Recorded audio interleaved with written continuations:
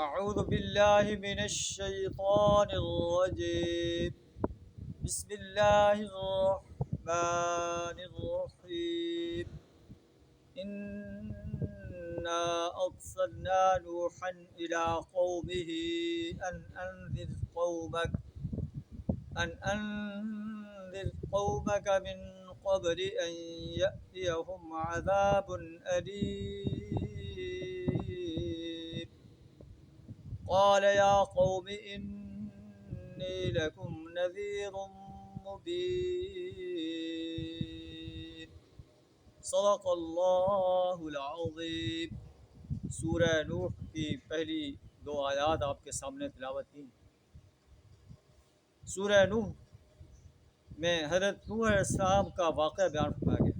آپ کس انداز سے اپنی قوم کو اللہ کی وحدانیت کی دعوت دیتے ہیں، یوم حساب کی دعوت دیتے ہیں، لیکن آپ کی قوم آپ کی دعوت کو رد کر دیتی ہے اور پھر اسے پانی کے عذاب میں غرق کر دیا جاتا ہے.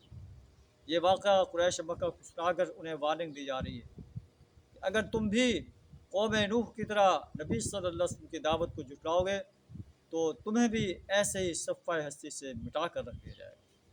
قرآن جو کہ آفاقی کتاب ہے، پوری دنیا کے سرکش اور باغی انسانوں کو وارننگ دی جا رہی ہے کہ قوم نوح کا سا طرز عمل اختیار کرنے سے بچ جاؤ، ورنہ تمہیں اللہ کے عذاب سے کوئی نہیں بچا سکتا.